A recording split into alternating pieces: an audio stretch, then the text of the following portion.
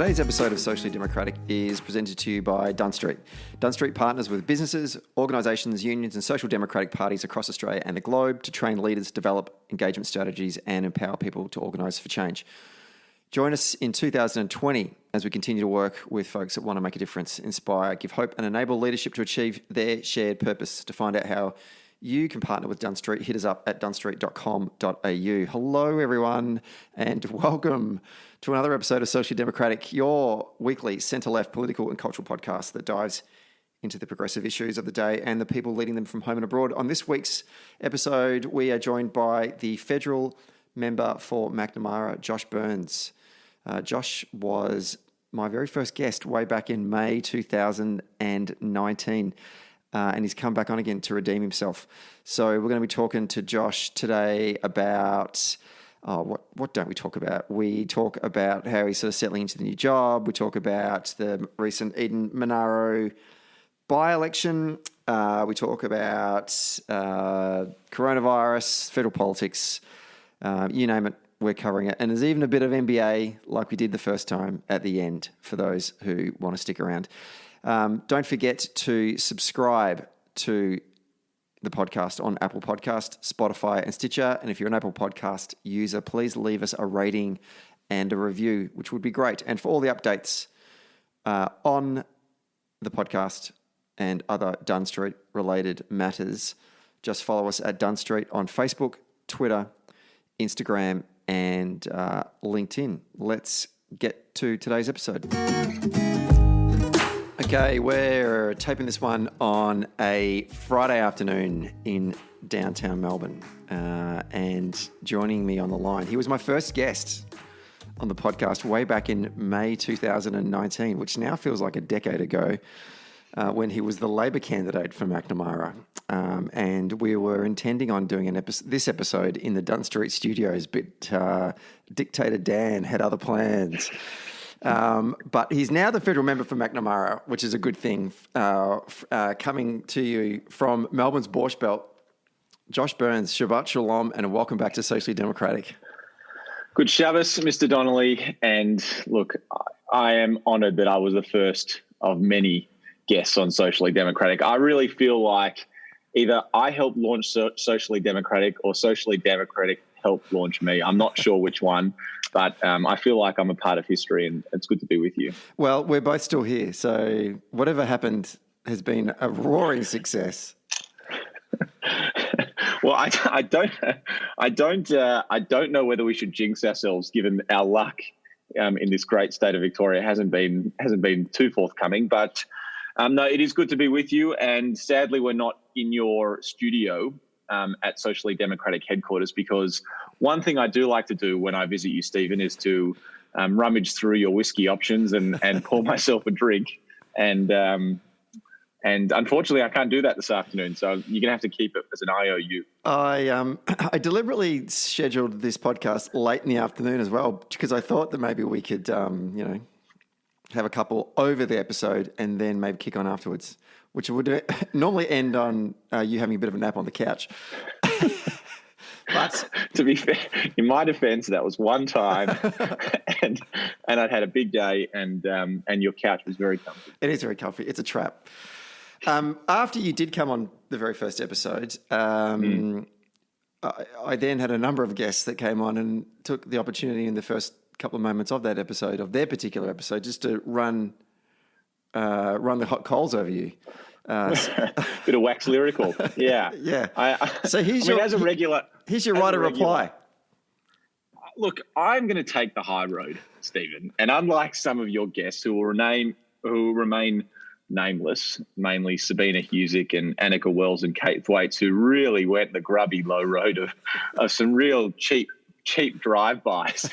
I'm going to take the high road and not engage in any of that and just say, look, they are welcome to their opinions and they're welcome to say whatever they like about me, but I will remain absolutely above all of that pettiness. And I have very high opinions of all of them, and I wouldn't share anything else otherwise. That's very diplomatic. You've matured. Yeah, there are many people who would disagree with that. How is the new gig going since your election in When was it? When was the election? May?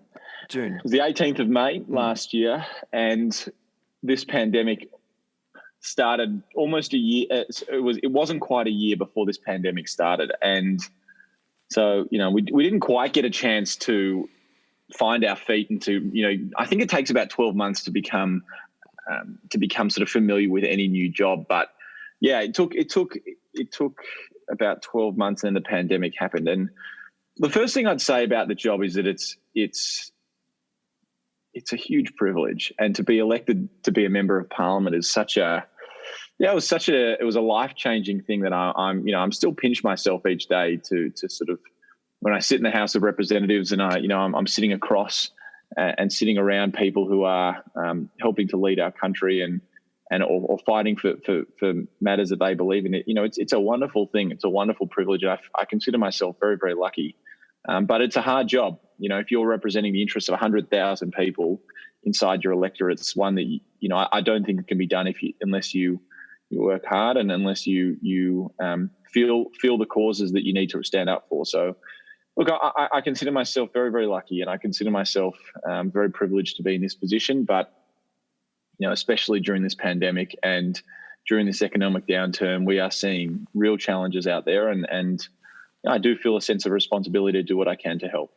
When did it first sink in that you were a member of Parliament? I remember walking in for when we were on the swearing in day, and we were walking into the side. In the House of Representatives, there's a side chamber, and you then go into the side chamber, and then you walk into the House of Representatives. And at that moment, I knew that they weren't going to stop me. Security wasn't going to stop me on the way in, and that I was allowed to walk in there. And I thought, oh crap, I'm a member of this place. And I was really nervous, and I was nervous walking in there for the first few times, and then you get a little bit less nervous. And yeah, but that was a pretty surreal moment. The first time you walk in there, and the House and the procedure of the Parliament is about to start, and you take your place, and there's a little seat with your name on it. That was a surreal experience. I meant to ask Kate Thwaites this when I had her on the podcast earlier in the year, and it's something I've thought about, having worked for federal politicians before, and you don't realise this until you go up to Canberra, and you obviously would have experienced this as a staffer and then now as actually having to do it, is when you have to go into the chamber and give a speech that isn't during question time. You're giving quite a passionate speech. You and your staff have put a lot of time into it, or hopefully you and your staff have put a lot of time into the words and the way you've considered it. And if you watch it on the video, all you're seeing is the person the politician who's delivering that speech in the chamber, be it in the Senate or in the House of Reps. But to the untrained eye, what they won't realise is you're delivering it to basically a very, very, very, very big, cavernous, empty room, apart from maybe someone sitting at the dispatch box on either side of the chamber, and maybe a couple of people waiting for their next speech. Does it feel like you're talking to yourself? Yeah, a little bit. I mean, it's a little bit odd. Your days are so frantic when you're up there because there's so much stuff going on in a regular sitting day that you can go from a speech to a meeting to question time, to something internally in the Labor Party. I mean, you just don't get a chance to breathe when you're up there. You might do some media or whatever. So you don't really get a chance to sort of stop and think about it. I have to say, one of the things I quite like in the chamber is when you do get a little bit of engagement with the opposition, and you do get a little bit of a bit of chirping on the other side, and some of it can be very funny. If it's done in the right way, it can be very funny. And there's some very, very creative people out there, and I do sometimes indulge in some sort of gentle heckling. But that is when it can be quite fun. Is when it's quite quiet. There's just a few MPs in there, and you really, you really try and. You can when you get a reaction and you're engaged in the moment, that's when it becomes quite enjoyable. Yeah, I just feel like it's not going on deaf ears, obviously, but it's just, I think it would be really, really weird to be getting worked up about something you're really passionate about, but there's literally no one else in there apart from one other person. Hopefully that they are listening and are giving you a bit of. And some speakers give you nothing. So, you're meant to deliver your speech through the Speaker of the House of Representatives. So any imputations are technically imputations on the Speaker. So you've got to be very careful about what you say. But Some speakers will sort of nod and politely, and if you've got a friendly speaker from our side, they'll smile at you and sort of give you encouraging looks. Whereas if you get a speaker that's just frowning at you the entire time and sort of very, very stern looking at you, then it can put you off a little bit. But yeah, it's sometimes it depends on what you're talking about, I guess, and sometimes you do go in there and you do feel you get really worked up because you get really passionate about what you're speaking about, and there are certain issues where it's I certainly don't like to read a speech. I like to just give a speech. I think about what I want to say, and then I go in there and say it because there are topics there that I think are really important to be in the moment and to be passionate and to show that you care about a particular issue. And there are some things where you need to make sure that there's a lot of facts and figures that need to be sort of broken down in the speech. So it really depends on what you're talking about in there. But I find it to be a really good part of the job if you that we get this platform, that we get this arena to talk about the ideas and the issues that we care about, and that's something that we need to use properly and to advocate on issues that are important. I think we're very lucky to be able to have that platform. You've got a new member of the team joining you. Last Saturday we had the federal by-election in the southern New South Wales seat of Eden-Monaro, in which Labor's Kristy... Eden-Monaro. It's pronounced Monaro. Is it really? Apparently. Oh, I thought it was named after the car. Well, now, hopefully this is not recorded, and then we can... Oh, this is recorded. Yeah. I'm pretty sure it's Monaro. Right, Eden-Monaro. Wow. Monaro. I'm from country Victoria. It'll always be Eden-Monaro. One of us is definitely wrong, and in these instances, it's usually me. So let's see how we go. Well, maybe you can ask your new caucus member the next time you're up in Canberra. I will. Kristy McBain, Labor's candidate. Kristy. Oh, is it Kristy? Kristy. I wrote down Kristy, and I went, her name can't be Kristy. No one's called Kristy. Only people from Scotland are called Kristy. And I went and double-checked my source, and it said Kristy. So someone in The Guardian has written her name incorrectly. Interesting. Right. Kristy. My apologies, Kristy. Who won with a swing of 0.37% against Labor's 2 PP, but a 3% swing against our primary. Thoughts about this result? I know that when you have these by-elections, everyone tries to spin it in their own favour, but I kind of feel like wouldn't have been great for us to lose, but we're in a kind of weird kind of space right now with, the whole coronavirus, but obviously it's in an area that was affected by the bushfires, and ScoMo completely botched that, so it could have went either way. I just didn't really know how I felt what the result would be, so a win, I think, is actually reasonably a good result for Labor. I mean, ultimately, it's the only thing that matters. It's just like the next election. The only thing that matters is a win. We need to win the next election. So I think ultimately, winning is the most and the only thing really that's important here. That the Labor Party did win. As a political analyst, I'd say there are a couple of things that I noticed that I would point out. First of all, is that we did win, and we won despite some pretty sort of ongoing concerted efforts from various news publications to really try and put Labor in a difficult position and to cause all of the usual trouble, even to the point where the Daily Telegraph reported that the Morrison basically had delivered victory and that Liberals had claimed victory on the Sunday morning when they didn't. So that was, that shows how sort of skewed the whole reporting was. I think a few things. One is that Kristy McBain, from what I saw, I've only spoken to her a couple of times, but I'm really looking forward to getting to know her in Canberra. She seems like a great candidate, and she's going to be a great MP. Someone who didn't fly overseas during the bushfires, but was there with her community and seems to be a really fundamentally decent person. She got a huge swing towards her in her hometown, which tells me that people who know her know that she's quality and of sort of integrity. I think that there were some sort of swings to and swings against Labor in various other parts of the electorate. It's quite an unusual electorate. You've got some regional parts, you've got some South Coast parts, you've got some in Queanbeyan especially heavily concentrated public servant parts. I I do think the one thing that sort of missed throughout all of this seems to be something that I've noticed is that Scott Morrison, before the Wentworth by-election, obviously had that pretty controversial policy around moving the embassy towards Jerusalem, which he then reneged on in Israel, because there's cynically a large Jewish population in Wentworth. In Queanbeyan, there's a large population of public servants who work in the defence industry, and there was a rebadging of our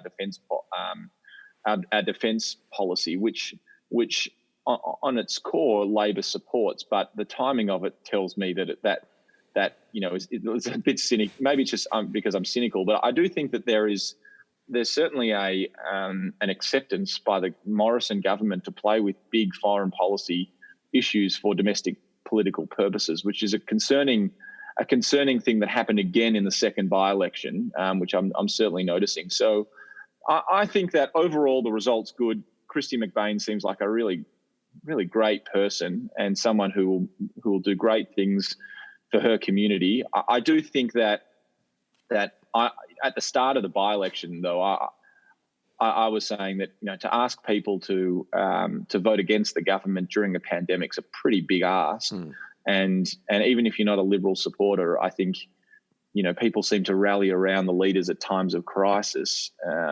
It's interesting that Morrison's personal ratings aren't translating on the ground. That it seems to basically be a status quo arrangement in the sort of political preferences on the ground. So, yeah, I don't think it tells us much. I don't think it tells us much about the state of politics, other than certainly what we're not seeing is a huge migration and a rallying around Morrison from a voter's point of view. I think that what we're seeing is basically a nervous electorate wanting to get through the next few months and not wanting to change much around their own personal vote, but also an electorate locally who had great faith in a really quality person. Yeah, that's interesting you make that point, because that's the other thing I did think about when looking at the results. Going back to the 2016 federal campaign, then the 2019 federal campaign, and then this by-election, the needle really hasn't moved much in that time. I think voters are kind of stuck where they are right now. There's not a lot of instability in voting patterns. I mean, obviously there was movement in the 2019 campaign. There was a move in Queensland, there was a move in Tasmania, and that was offset by sort of swings to Labor in other areas. But ultimately, the seat change didn't. The two-party preferred national vote really didn't move so much. And this by-election also seems to be another indicator that voters are kind of stuck where they are right now. And until someone presents a new narrative or a new policy settings or a new offering that they'll go, I can get around that we'll start to see some real shift. And that's not a criticism of Albo, because I just think that it's, and we'll talk about Albo's leadership in a moment, but it's just such early days for him, and obviously the way the coronavirus is going. And in crises, it tends to suit the incumbents whilst they do well. So I think sometimes it's probably the best thing is just to keep your head down and just do the right thing for people. But we'll talk more about that in a moment. But I just thought it was interesting that nothing really shifted. I thought it'd be ridiculous for conservative commentators to come and say this is a terrible result for Albo. It was like, nothing changed. We held the seat. Well, I think of course they're going to say that, and then we shouldn't be surprised when they say that. But I do think that one of the things that is changing dramatically and will be probably a big influence on voting patterns over the next 6 to 12 months will be the economic fallout of this coronavirus, and people who previously perhaps weren't voting on who are now experiencing job insecurity and who are experiencing underemployment or underpayment, and probably people who are relying on government support. The question is how long does this coronavirus last for? Is the government willing to maintain the current levels of support, or do they reduce it? And is there some sort of backlash against the government as a result of that? I think that's, or is there, especially in young people who this is probably my generation, this is the hardest and the biggest world event for them to experience.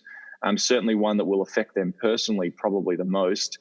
How are they reacting, and what sort of things do they want to see changed in society? I think I think that there are big changes on the horizon. I think you're right that we probably are in a holding pattern at the moment, and the government's doing what they can to sort of put the economy on pause, which almost is reflected in the voting patterns. But there will be a time where this recession is felt, and I suspect that will bring political changes, and who's able to connect with people and provide people with hope and a plan for the future that they can believe in at that point. Well, that's still to be decided, and hopefully we put our best foot forward. But I think they're big shifts that we need to keep our eye on. September, October is an important time for this country, I think, and I think a lot of people are looking to the federal government with respect to what they're going to do with the economy, because that's when JobKeeper's due to run out. Yeah, I mean, surely they are going to extend it or continue to provide some kind of economic support for those people that are adversely affected by the shutdown of various industries. And the second point that I want to get your thoughts on is not only are they going to continue to extend JobKeeper or some kind of support, but also the recovery package.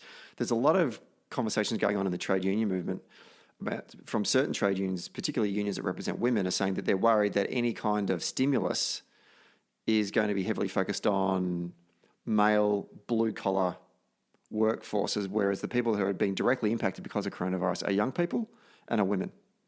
Just want to get your thoughts on that, and what are the kind of conversations right now going on inside the Labor caucus on this? So the first point around JobKeeper and extension, I mean, I think you're right. We've come out today and put out some of the numbers, and I know especially locally in my electorate, some of the hardest hit areas are places like Elwood, St Kilda, Windsor, Albert Park, where there's a high degree of tourism, hospitality, retail, restaurants, arts and entertainment, sort of industries that they're the big employers for a lot of people. As you head into sort of more towards South Bank and other areas, there's a lot more service provision, financial services, but certainly in those areas before, and they are really hard hit, some of the hardest hit. And we have, I think the estimation is around 40,000 people in MacNamara who are relying on JobKeeper. So this is, and what that means in monetary value, I think was about $65 million per week being pumped into this area, keeping people connected to their employees. There is huge amounts of money, and without that, businesses will disappear. And the difficult thing is we don't know how long this pandemic will last. We don't know how long it's going to be until there's a vaccine and until the economy can be returned to somewhat normal. And it appears that the country is going towards more of a suppression strategy as opposed to an elimination one, like New Zealand. So that's a strategic decision made by the country. So, we need to live with those in those parameters. So I think that while businesses and people are voluntarily, adhering to these pretty dramatic restrictions, and while businesses are doing the right thing by shutting their doors and transforming in line with the guidelines, which predominantly people are copying this, and they are doing it because they understand the health risks and they are smart and they understand this is something we all need to deal with together. It's come at a huge personal cost to their own businesses. So I think that the principle needs to be, for as long as this pandemic is existing, we need to be supporting businesses, and we need to be supporting people through it. What that means come September, I suspect that this pandemic is not going to finish in September, and therefore businesses need certainty around what sort of arrangements are going to happen beyond that, and that's sort of what the conversation we're doing today. In regards to how this affects and the sort of workers that this affects, I think you're spot on. It was pretty disappointing, first of all, that we saw that the childcare JobKeeper arrangement was the first one to be taken away from our childcare workers.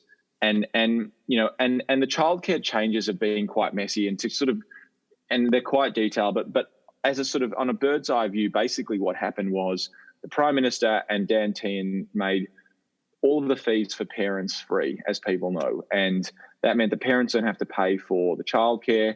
And there was a whole range of services, a whole range of support that was given to each of the providers. that wasn't really sustainable, and it was in real terms, a reduction in the amount of support that each provider. So if you're a childcare provider, under the free childcare arrangements by the federal government, you're actually getting less money than you were before. So the federal government made an announcement to go back to a transitional arrangement while taking away the JobKeeper. But the problem is that in a recession, and when you've got huge amounts of rising unemployment, and when you've got rising amounts of instability and underemployment and people leaving the workforce, the ability for parents and women to actually pay for these services is significantly reduced.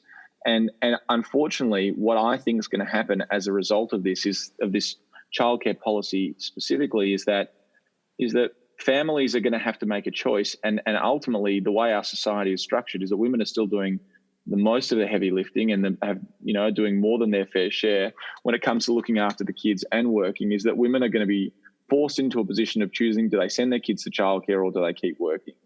Or do they stay at home and look after their kids because they can't afford to support to pay for kids to go to childcare, as one example.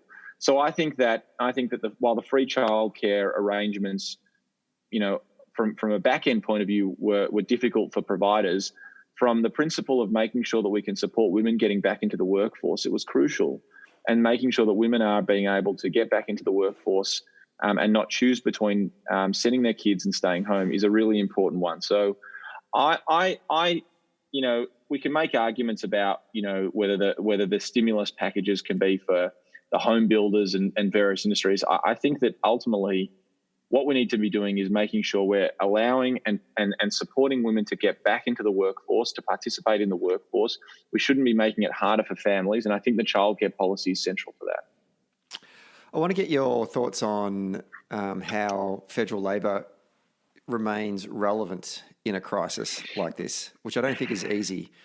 And we've seen in recent days here in Victoria how badly you can cock it up as an opposition, watching the current leader of the Victorian Liberals, and I can't remember his name. What's his name? Who is he? Is it Maddie O'Reilly or Michael O'Brady? Anyway, some sort of name.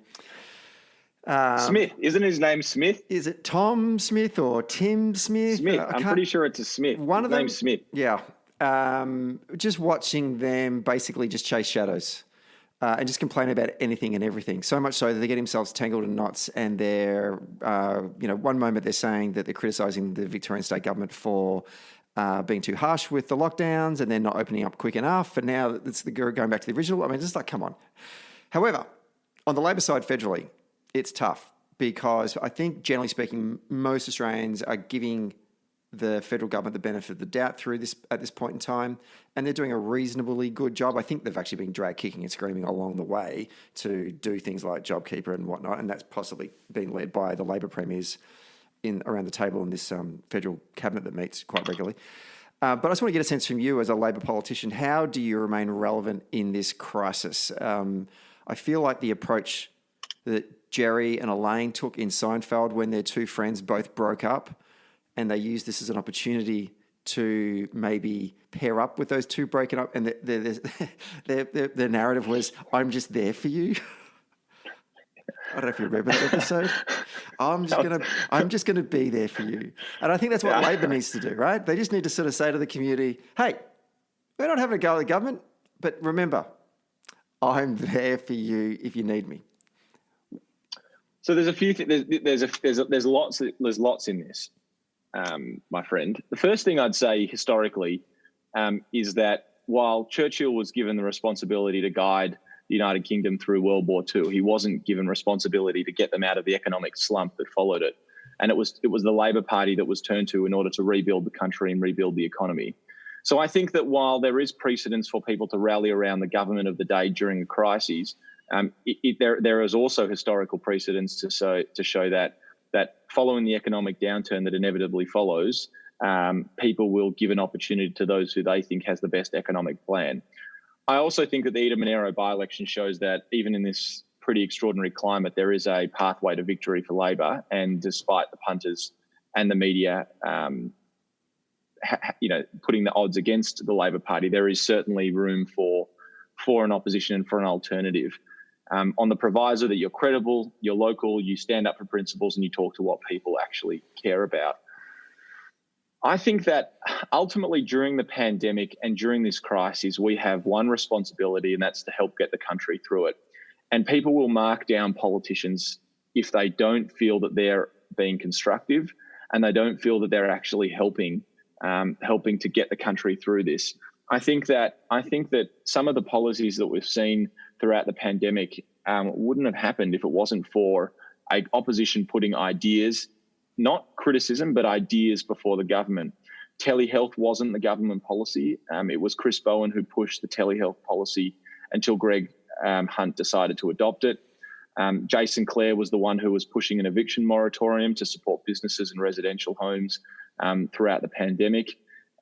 Wage subsidy was certainly not supported until it was. And of course, the free childcare was labelled communist until it wasn't, until it became the government's policy. I think there's some good examples of constructive ideas that were put forward by the Labor movement that the government ended up adopting that I think have been really positive. And I think that ultimately what people are seeing is that there is a central role for government to get us through this pandemic. And one thing that is in our favour over the next phase is that people will think that government will have a central role in rebuilding the economy and rebuilding Australia at the end of this pandemic. And I think that the Labor Party ultimately that's what we believe. We believe in using government for good, and we believe in using government to help the country and to make sure people aren't being left behind.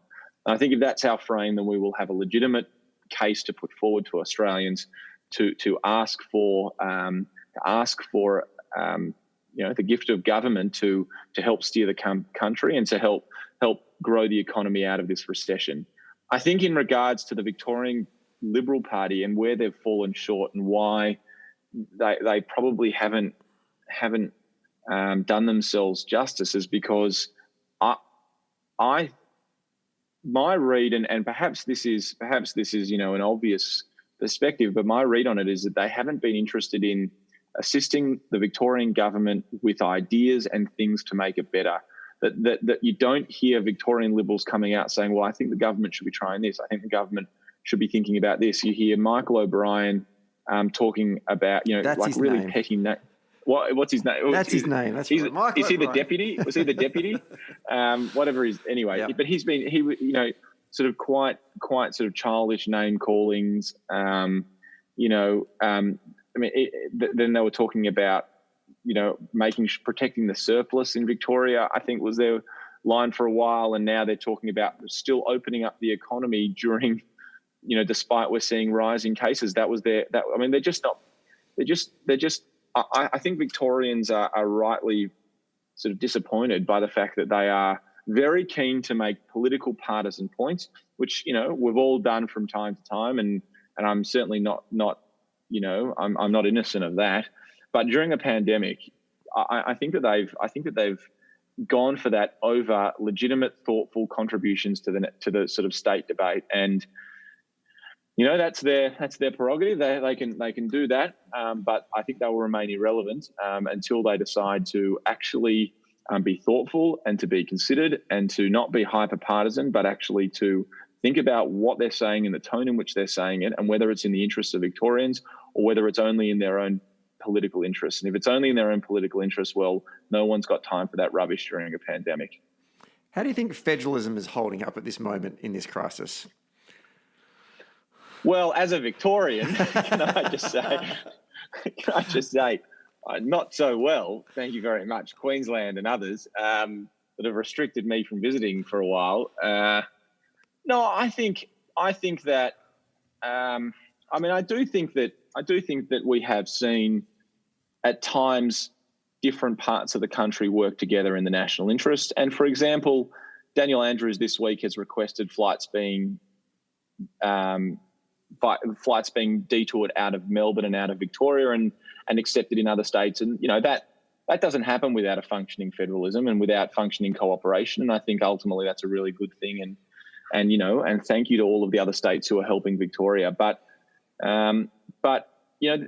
it's not just federalism that's important here, because, you know, we do need to be working together as a country, but it's also the international community as well. And I think one of the interesting pivots that we've seen in the government is that a few months ago, we saw Morrison sort of quite short-sightedly, I think, talk about negative globalism in the House of Representatives.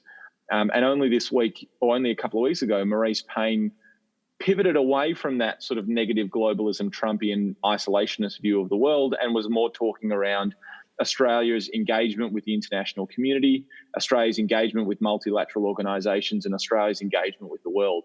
I think that this pandemic has shown that if we don't eliminate the virus everywhere, we eliminate it nowhere. And until at that stage, we need to not only cooperate internally within Australia, but we also need to cooperate with our region in the world and internationally on the international community. And I think that it's not just federalism, it's internationalism, it's multilateralism that we need to be committed to. And I also think that that the United States need to be held to account. I mean, they are probably our most important ally, if not clearly our most important ally. And I think their move this week to pull out of the World Health Organization is counterproductive and not in Australia's national interest, and certainly not in the United States' national interest, nor for our region. So federalism is important, cooperation in the international community is important, and cooperation across different levels of government is crucial. I want to ask you about what you have been up to since you have been elected. New politicians come in and they want to, I won't say it's a hobby, but there's a couple of sort of policy areas you want to sort of sink your teeth into. What's been something that's kind of got you thinking about, okay, here's a space that I want to sort of weigh into and see if I can use my voice to make some change? One of the things I spoke about in my maiden speech was having access to housing, and for people to, so in my maiden speech, I spoke about how 30 years ago, people my age in their 30s, over 60% own their own home or were in the housing market. And now that number is rapidly declining, and it's closer to 40%, and it's not going up, it's going down. So the ability, and we also know that the ability, so if you have a house, if you're a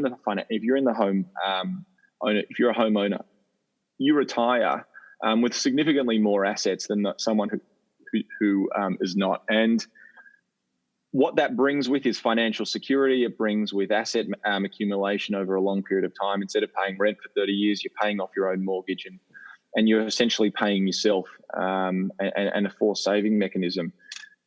We're losing the ability for Australians to find financial security in this country. And housing has always been a pathway towards more financial security, but it is rapidly becoming harder. So one of the things that I've been looking at is not only the policy options and the state of play within housing in Australia, because this is a policy that I think has been in the too hard basket for way too long, but also some of the other things, some of the other factors in the housing sector that we need to be thinking about. Some of them, very briefly, are around social housing and the ability to provide housing for those who need it. Some of them is around rapid, crisis accommodation, but most of it is about affordable homes, people who can enter into the home market, the housing market, whether in the private rentals or more preferably as homeowners, and what sort of chips are stacked against them as in that process. So I've been doing some policy work around that, but the way it actually evolved more recently was obviously with this coronavirus. If this coronavirus teaches us anything, is that people need a safe place to live in. I mean, we have literally, and we are currently being instructed to stay inside our homes, and you're only allowed to go out for a few reasons. It's very difficult to do that if you don't have a home. It's very difficult to do that if your home's not a safe place to be. And it's very difficult to do that if you are unsure about whether you'll be able to afford your home in the coming months. So I think that this housing sector and the question around housing is one that we need to change the way we're thinking about housing.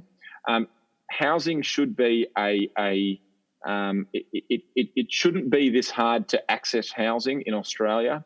We need to be building more homes, but more importantly, we need to be making sure that more homes are available at an affordable rate for Australians to buy.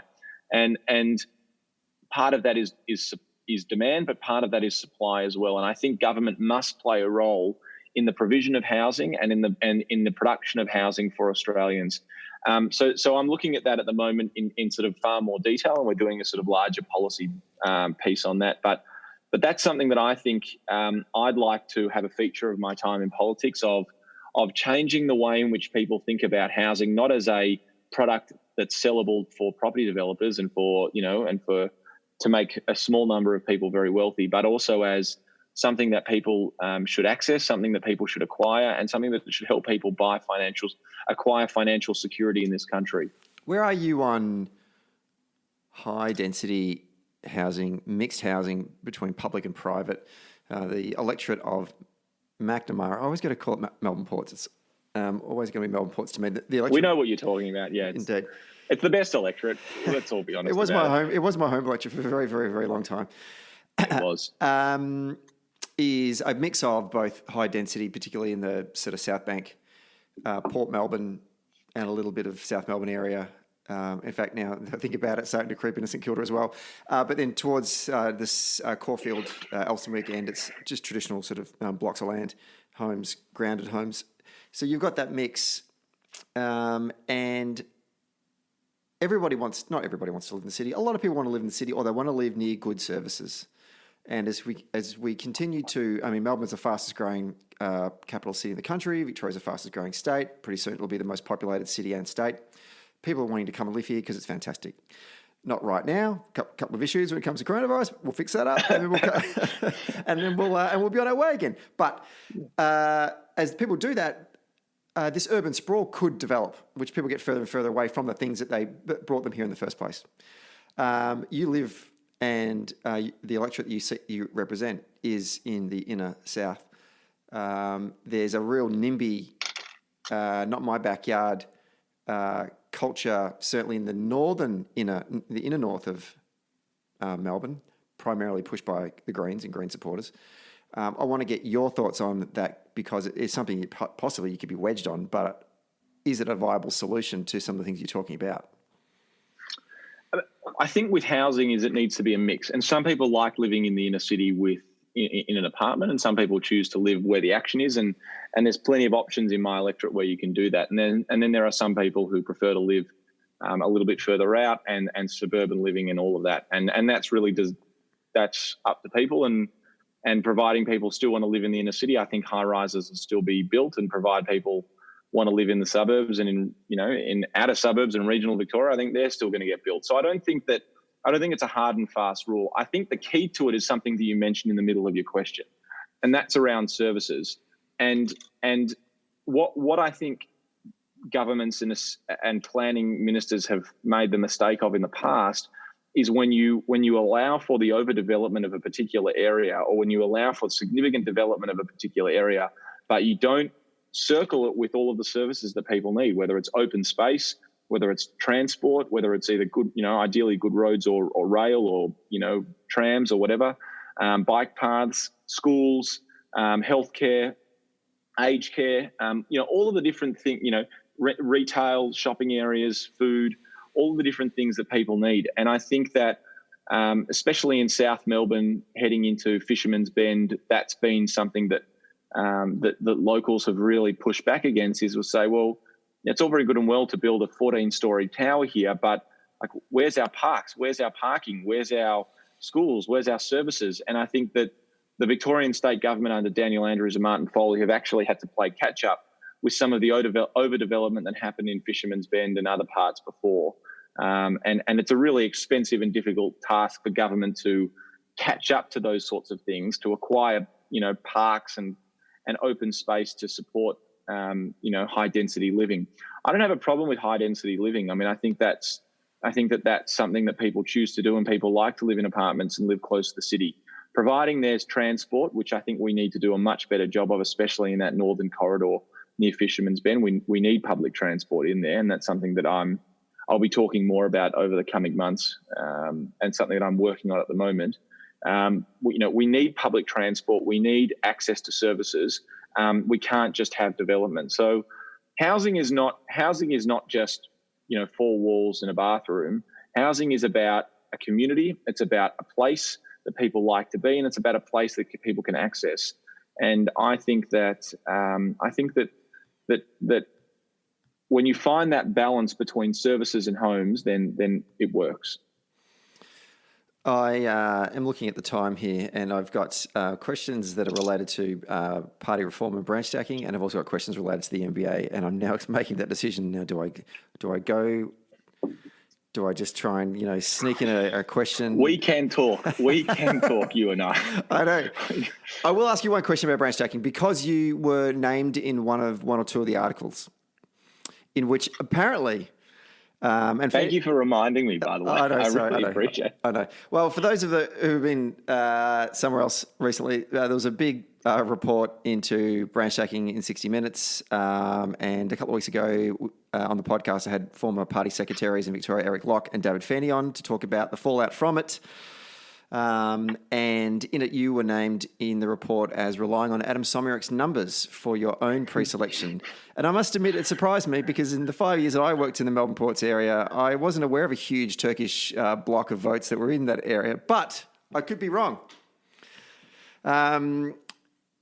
Want to shed some light on that, Josh? Do you rely on Adam Somyurik one thing I've learned in my brief period in politics is that reporting on internal matters of the Labor Party and also of the Parliament are inevitably a little light on the old truth. But nonetheless, there was actually an email sent around by Eric Derricott, who's a character in the Victorian Labor Party, who sent around to all of his members that actually said that there were two electorates where apparently there was no connection to the said gentleman, and that was one electorate in Melbourne and the other one was in MacNamara, where none of the delegates had any affiliation, and that's the truth. And while claims have been made, unfortunately they were made, but they weren't based on truth. And I certainly wasn't given any favours in my pre-selection, and I really appreciate everyone who did give me a chance. So I had to go door knocking, and I had to go phone calling, and I had to go and have lots of cups of tea with people, and not tell them to vote for me, but ask for their support. And it was one of the hardest things I ever had to do, and it was a really humbling experience. And I appreciate their support. So.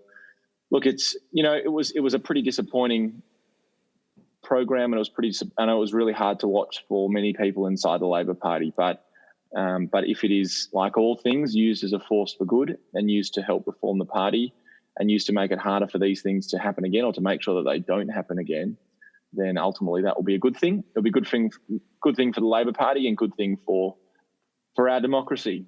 I thought about when I was writing these questions, I was reminded about the process in which you sought pre-selection, a process that you had you were not involved in the setting up of that process. And if we're going to talk about, not you and I, but broadly speaking, if we as a party are going to talk about party reform and how we do things and how we democratise, or I think the party's reasonably democratic anyway, but how we continue on that journey, because we're never going to be perfect. A great example of why or how we can do things wrong would have been the parts of the pre-selection process that were set up for you. It wasn't a traditional pre-selection in which every single voter in the Melbourne Ports electorate, every single Labor Party member in the Melbourne Ports electorate got a say.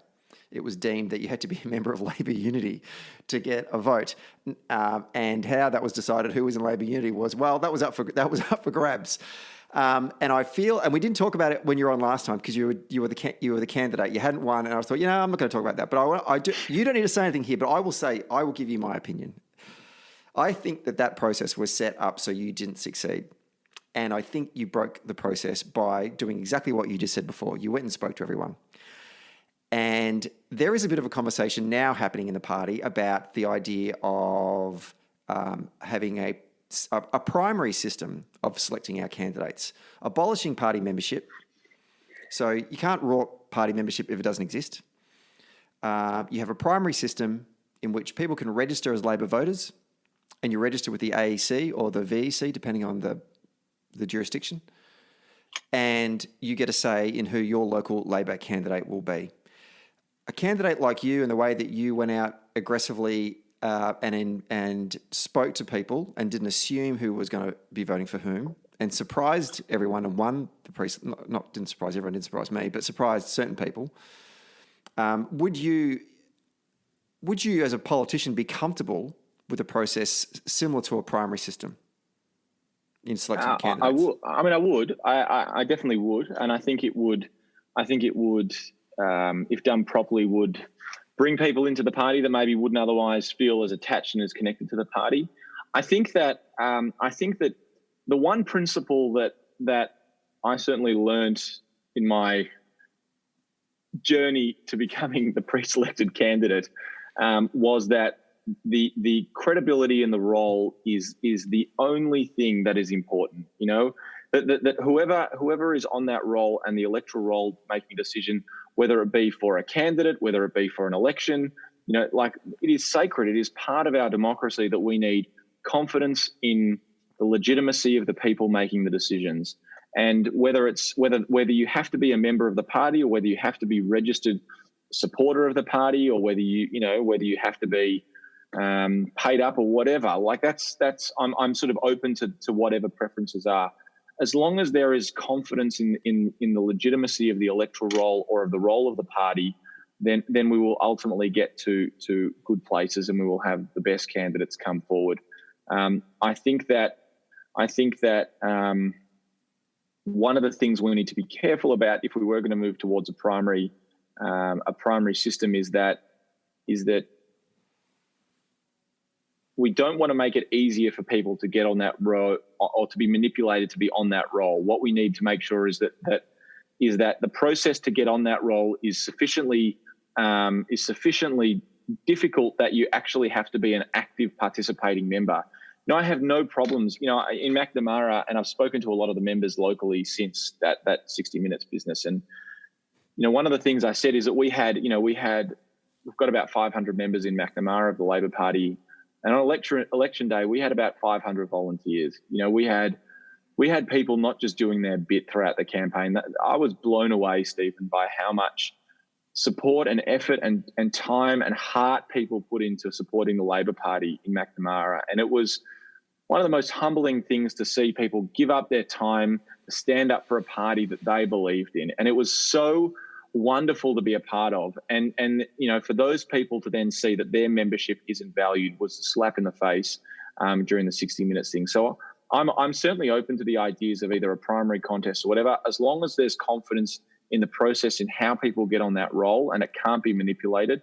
And I think that, you know, that to be on there, if people are giving something of their time, it doesn't have to be, you know, it doesn't have to be much, or it doesn't have to be fine. Like it just needs to be something where people have a bona fide connection to this, then that will serve us well. It's a good point you make. I remember going to your campaign launch it was at the Gershwin Room at the Espy. And that was a great night. And I walked in there. It was absolutely packed. And I'd been to a number of campaign launches over the years in that part of town. And it's the first time in a long, long, long time that I'd seen all different colours and sections of the Labor Party in the Melbourne Ports area or the MacNamara area that were in the room together. And that's one thing, I think I might have even said this in the podcast when we did this back in May. You actually united the party in your neck of the woods around your candidacy, which was a tribute to both your values and also your personality as well. Now, there were 500 people that were involved in your campaign and 500 people that were handing out on election day. But in the seat of MacNamara, there's probably around about 30,000 people that consistently vote for the Labor Party.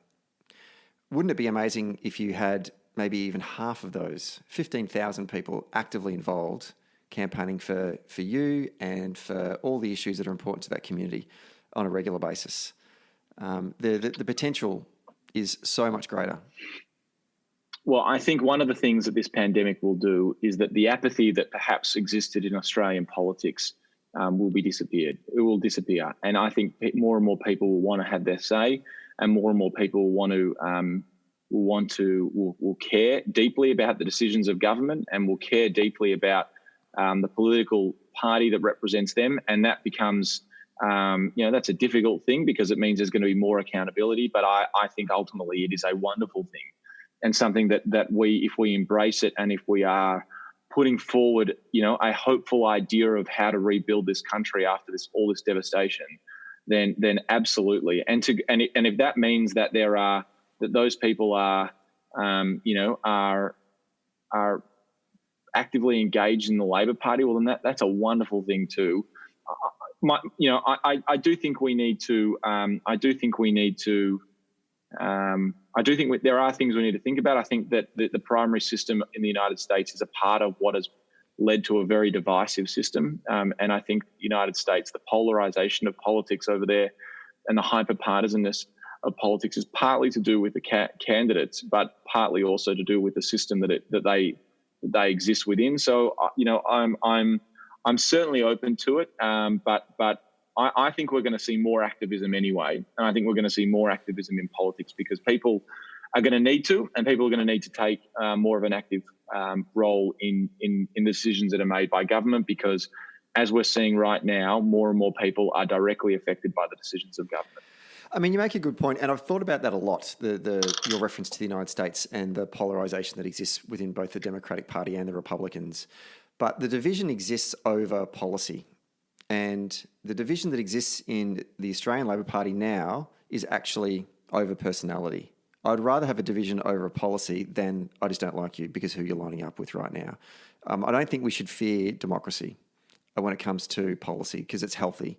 We should have those debates. We should have those meeting of minds and trying to work through consensus, which I think is something that the Democrats and the Republicans are struggling with, is trying to find consensus. And I think the fact that it's non-compulsory voting means that it does force people to the extremes. Whereas in Australia, we all know that on the basis that it's compulsory voting, you have to be in the centre to win. So we are constantly seeking out that consensus within our movement. So I think there is a slight difference there that we could achieve culturally here in Australia than what they're doing in the United States. But also at the same time, don't fear having a division over issues. Absolutely. I also think a factor in that in Australia, where we get more moderate politics, is our preferential system, not just our compulsory system, is that if you don't get your first preference, you could get your second. But usually, even if you're a far left candidate, or if you prefer a far left party and you don't get that, but you can get a sort of centre left party, well, then that means that the centre left parties are more likely to get elected than the far left parties, and the same on the right. So I do think that the preferential system is a factor in that. But I agree. I think that, that my view is that Australians are thoughtful and Australians care about what matters to them and their family. And that's the decisions by which they vote on. And that's the decisions by which we need to be held accountable for. And John Howard used to say that the voters don't get it wrong. And I think that, I think the old bugger is right. That we as politicians need to constantly be self-reflecting on what we present and how we present, and what are the ideas that we are putting forward, and what are the policy ideas that we're putting forward. And sometimes we're going to get it right and sometimes we're going to get it wrong, but what we constantly need to be doing is listening to people. And if that means that there's more active engagement in our own internal policies and practices in the Labor Party, well, then that'll be ultimately a good thing. I do think we need to make sure that we tread cautiously, and we need to get this right. But certainly that's something I'm open to. Another organisation that's currently treading cautiously is the National Basketball Association. What a segue. Hey, that was beautifully done. Was that good? That was as smooth as Joe Ingles' jumper. Because you were on that, I was going, I don't know how to move from this to the NBA, but I'm going to try. Or I'm just going to say NBA. You did it beautifully. I don't know why you're worrying about it. You just nailed it. You set me up. You just lobbed a fastball right down the middle, and I just swung at it. And now I'm mixing my metaphors. Let's talk basketball. This was like Jamal Crawford throwing an in between the legs alley-oop for Blake Griffin coming down the middle. It really is. Yeah. The season is being actually no. Before we go on to that, I realised that coronavirus was legit. Like a legitimate threat to our community, our society. I didn't take it seriously early doors. I'll admit that. And in fact, I was talking to someone, a good friend of mine, in early March, And they said, you know what, Stephen, I don't think you're going to be able to do the US engagement trip this year come July. And I went, no, don't be stupid. No, it'll be fine. It'll be fine. This will blow over. It'll be like SARS. It'll be fine. And even though there was, at that point, there was a weight of evidence that if I'd bothered to read it, and even an idiot like me could have come to a conclusion that, oh no, this isn't going to be fine. This is a real problem. Do you know when I realised it was a real problem? When the NBA season was suspended. Then I realised it was a real problem. When Adam Silver says there's no basketball, when that people start freaking out. When Absolutely. that big, tall, lanky ball guy gets to the lectern and goes, "We're stopping," I'd go, "Oh shit!" And then when the Jewish commissioner tells you that there's no basketball, everyone goes "Oi gewalt." Exactly. Everyone. Oi, mate. Are you for real? Yeah. So here we are. We're coming back. We've suspended the NBA, but it's now coming back. It's all going to be played in a hub down in Orlando, Florida. Yep. Most players have agreed to play under these conditions. There seemed to be good consensus between the league, the owners, and the players about getting it back together again. Less can be said about baseball, but I won't go into that. And we're going to play like 8 or 9 games to finish off the season and then into the postseason. My question to you, Josh Burns, is are we going to make it through to the actual finals? Do you foresee that this is going to happen? Well, in the words of Gil McLaughlin, we need to be agile and we need to be nimble. Look, I hope so. I'm not going to lie. I'd like to watch some NBA right now. I'm spending a lot of time at home on the weekends. I'm not out in the community events as much as I would like to be. So I'd like to. Always good to watch some good basketball, but I think that the NBA actually had a fascinating journey into this coronavirus. That there was some pretty controversial moments with some of the players, like Rudy Gobert went around licking stuff and being a real buffoon and touching the touching the microphone. It was shocking. Couldn't have been a worse thing to do. What are you doing? This 7-foot Frenchman licking people in the middle of a pandemic was absolutely bonkers. Anyway, no surprise that half the Utah Jazz ended up contracting coronavirus. No, I should laugh. It's actually very serious. Wow, but, what was he thinking? That was madness. Anyway, he was obviously quite contrite and apologized for that. But look, I hope so. I mean, it's one of the things people need in this coronavirus is a sense of sort of, routine and feeling normal and doing the things that sort of make people feel comfortable. And the NBA, for many people in Australia, I mean, it's the pinnacle of basketball, and we've got so many great Australian basketballers at the moment over there.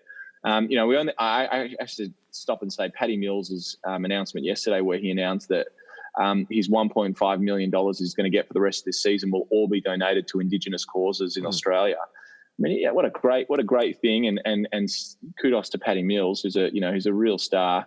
But we've got some great players, some people who are developing. Joe Ingles, Patty Mills, Aaron Baines. We've got some stars in the NBA at the moment. So look, I hope that we get back to watching. And of course, Benny Simmons and the Philadelphia 76ers, who will win a championship at one point in his career. I'm sure of it. It's. I noticed that he's been working on his jump shot. He's taken another step back from the. He bloody better be. I think he's really trying to nail those 4-footers now. This is the longest period in my life where I haven't played. I did buy a ring that I've had to dismantle at the moment, but the MSAC A Reserve League better watch out when I get back into it. I'm going to be so out of breath. And my jump shot's going to be completely shocking, but I can't wait to get back and play. But it's going to be a while, unfortunately, before I think we're playing competitive basketball again. But it's one of those things where people can feel normal and watch these great games. It makes people feel a bit more relaxed during a really difficult time. So I hope that we get the NBA back, and I hope that that they managed to stay safe in Florida, which is presenting huge amounts of cases at the moment. Yeah, odd state to pick.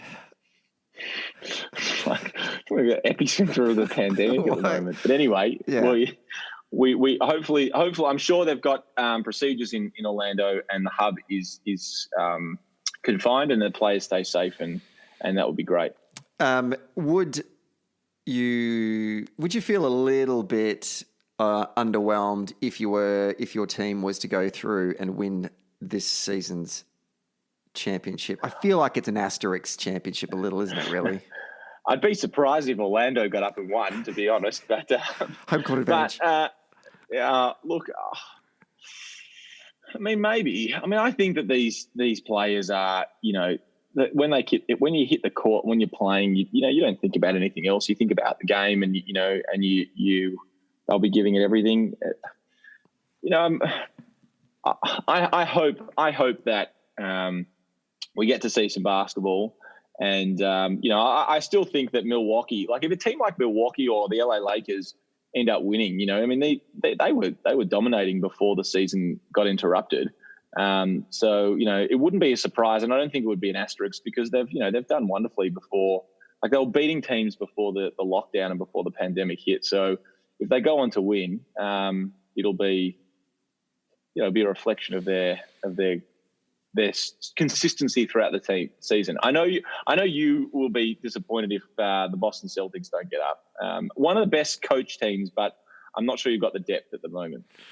Yeah, I am being selfish when I ask that question because I do reflect on that quite a lot. And as we get closer and closer to the resumption of the season, I'm like, do we want this to be the 18th banner? But at the same time, I don't want the Lakers to win, period. I'm kind of surprised that the Lakers are as good as they were this year, given how terrible they were last year. Well, I think Anthony Davis is a huge part of that. And he's, him and LeBron are playing very well, not just on offense, but on defense. They were absolutely shutting down teams and running off it. So we'll see. We will see. I do think LeBron's, he is a great, and he's an unselfish player. And he, we saw obviously over the break we've had the Last Dance documentary, and I wonder what people are going to say about LeBron, about what he was like to play with. Have you ever seen the LeBron documentary of him in high school? No. I feel like I've asked you about this before. In fact, I think we may have even asked about it last time I came on the podcast. But anyway, you really should watch it because it tells, I think people will see LeBron in a different way because they tell this story of basically how he led his high school team from being like a nothing team, a poor team in Akron, Ohio, to the national championships of high school against Carmelo Anthony, and who went to this scholarship school or whatever. But and LeBron talks about the four guys that he loved playing with the most are the four players that he grew up with in his neighborhood. And, one of them's a really short and one of them's a bit chubby and one of them's, a bit lanky or whatever. And LeBron's obviously the superstar, but they play as a team and he loved it. And he loved leading them to this sort of pinnacle. And, I get the sense that LeBron, the way he plays, in the NBA and the way he has played is that he's an unselfish player and he brings his teammates with him. And I think he,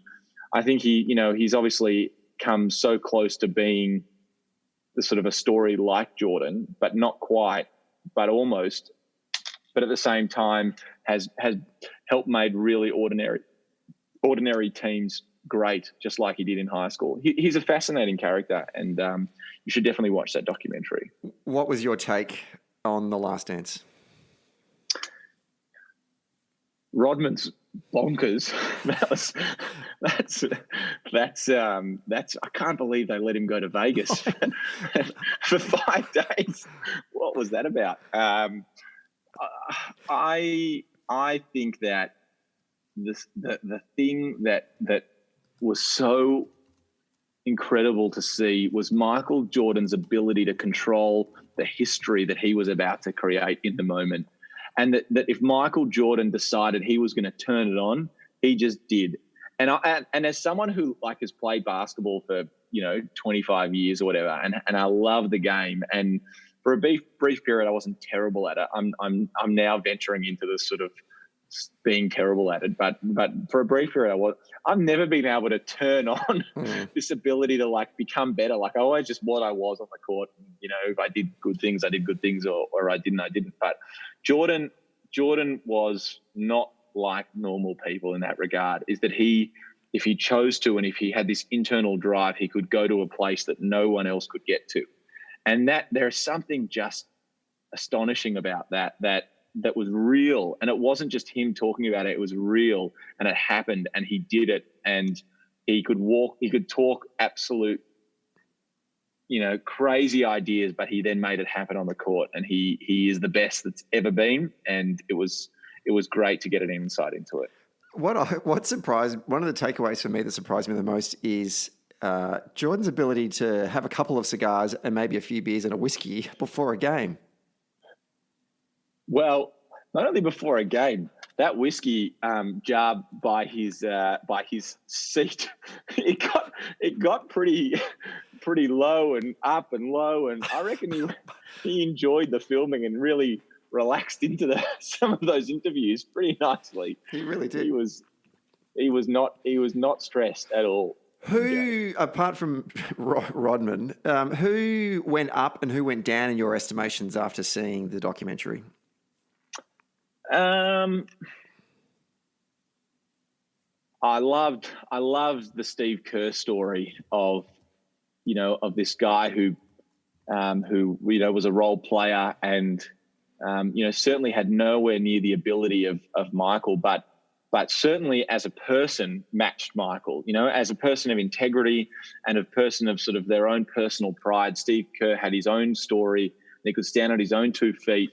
And he stood up to Michael Jordan on the same team. And I thought that was such a great moment of someone standing up fiercely in the face of greatness and standing on their own 2 feet, and not backing down. That was a great thing to watch Steve Kerr.